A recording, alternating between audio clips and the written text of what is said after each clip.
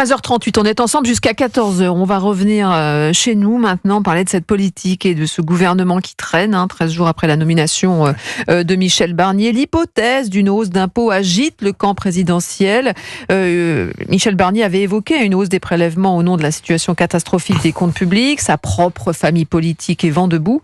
Et le torchon brûle entre Michel Barnier et les macronistes depuis cette petite phrase lâchée ce matin par Gérald Darmanin chez nos confrères de France Télé.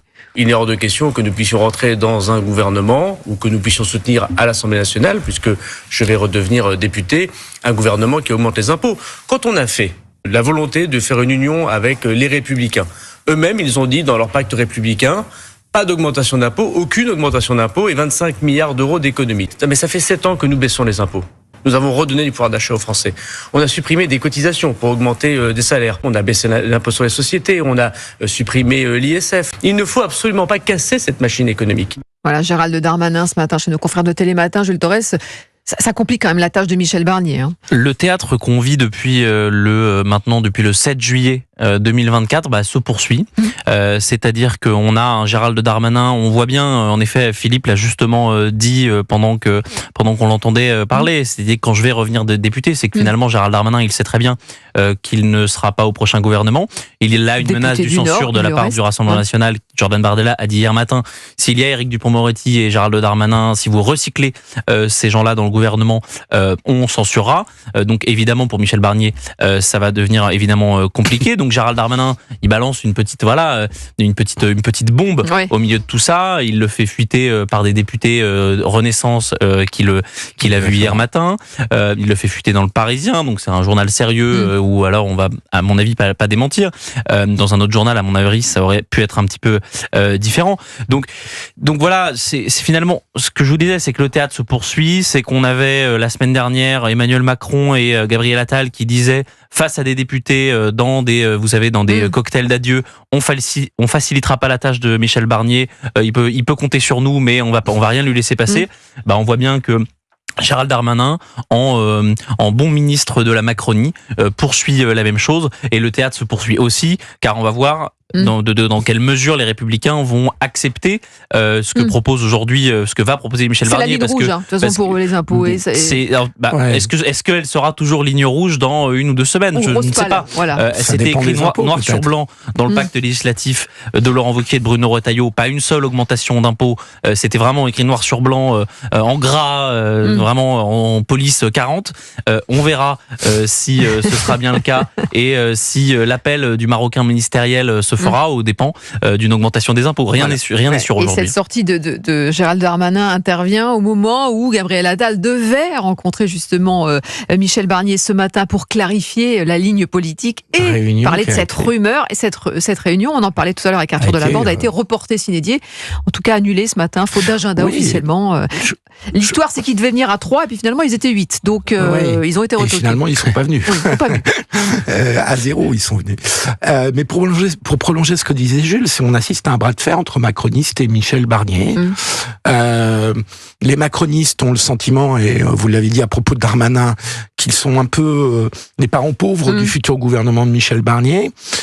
Donc ils font monter de façon un peu artificielle une menace de hausse d'impôts, parce qu'on n'imagine quand même pas une seconde que Michel Barnier va nous augmenter de manière générale la TVA, la CSG, l'impôt sur le revenu. Franchement, il durerait 2 jours à l'Assemblée nationale avec des mesures comme ça. En revanche, les macronistes font monter cette pression, et Barnier, en réponse, fait aussi monter la pression en reportant la réunion dont vous venez de parler et en faisant un communiqué à l'AFP. 10 minutes après, Une déclaration à l'AFP qui est quand même un peu molle. Un peu molle, en expliquant que la situation budgétaire était très grave, donc ça veut dire que les prédécesseurs macronistes n'ont pas bien géré. Je découvre, dit-il. En disant je découvre et j'ai demandé toutes les informations. Ce qui, au passage, quand même pour l'anecdote, il a pour directeur de cabinet, premier collaborateur, l'ancien directeur de cabinet Bruno Le Maire. Donc sur la situation budgétaire, c'est l'homme le mieux informé de France. Donc Michel Barnier a toutes les informations qu'il faut. Nous ne racontons pas d'histoire. Donc tout ça est du bras de fer. C'est du bras de fer, il a raison. Ce qui est inquiétant, si vous voulez, ça serait arrivé au bout de 2 jours après la nomination de Barnier. Ok, là ça fait 15 jours. 13h, 14h. Europe 1, 13h. Avec Céline Giraud sur Europe 1 à 13h47. Vous êtes Céline avec vos deux chroniqueurs du jour, le chroniqueur politique Philippe Guibert et le journaliste politique au journal du dimanche, Jules Torres. Et on continue à parler de cette rumeur autour de cette hausse d'impôts qui fait beaucoup parler, beaucoup réagir. On va écouter François Villeroy de Galhau, gouverneur de la Banque de France. Il était l'invité ce matin sur BFM TV. La bonne proportion, probablement, c'est que 3/4 de l'effort soit fait par des économies de dépenses. On ne peut probablement pas tout faire par les économies de dépenses, même si c'est le remède prioritaire, j'y insiste. Et exclure complètement les hausses d'impôts, je crois que ça n'est pas sage, ça n'est pas réaliste. Si on doit faire un effort fiscal, ça serait de l'ordre de 5 milliards. Okay. Ce sera au futur gouvernement et au Parlement de l'apprécier. Et là, je crois qu'il serait très souhaitable de ne pas toucher aux classes moyennes et aux PME, parce que ça augmenterait leur attentisme ou l'incertitude dont nous parlions tout à l'heure.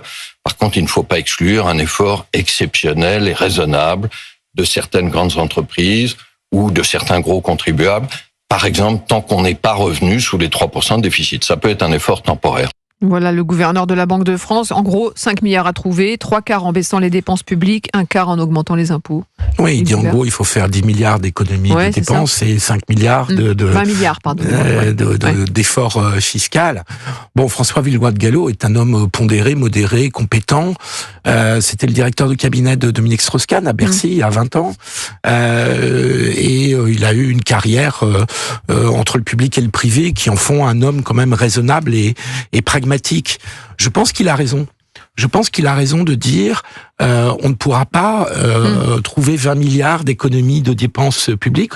On doit faire un effort, c'est indispensable, mais que politiquement, symboliquement, de demander aux grosses entreprises ou aux grosses fortunes de faire un petit effort transitoire le temps de remettre nos finances publiques un peu à flot n'a rien d'aberrant, et que les Français comprendraient peut-être pas qu'on leur demande des efforts sans que les plus riches, les plus grosses entreprises et les plus gros contribuables ne fassent pas un petit effort. Il y a une piste sérieuse aussi, on en a parlé dans le journal de 13h, c'est aussi de revoir le crédit à l'impôt concernant tout ce qui concerne l'emploi des personnes à domicile. Et on réduirait donc ce crédit d'impôt. Est-ce qu'il n'y a pas d'autres pistes à trouver que celle-là? Il y a évidemment d'autres pistes. Et je pense que il faut laisser du temps à Michel Barnier déjà de constituer son gouvernement. Le problème, c'est que là, depuis 2 jours, on débat un petit peu sur du vide. C'est-à-dire qu'on débat sur des propos rapportés de Michel Barnier, rapportés par Gérald Darmanin. D'ailleurs, oui, le Matignon ne fait pas de démenti, mais dit que c'est un petit peu plus complexe que ça, qu'on ne va pas faire des débats sur des spéculations.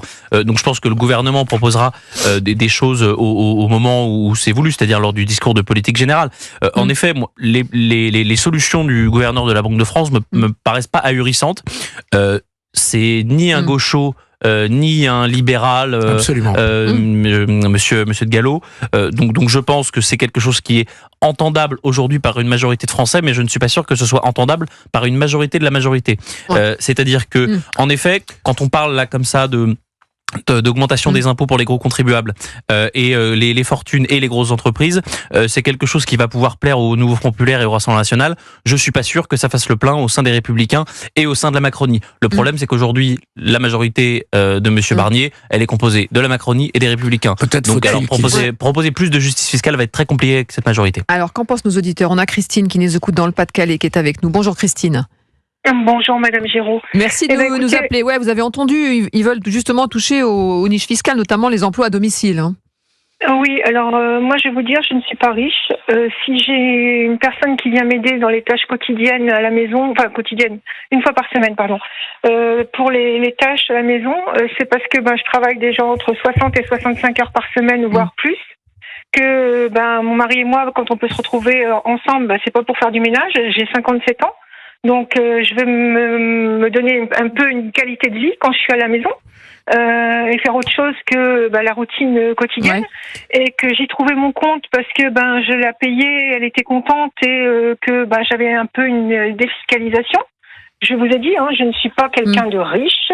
C'est un luxe qu'on s'offre. Donc, si ça se disparaissait, ce serait une catastrophe pour vous?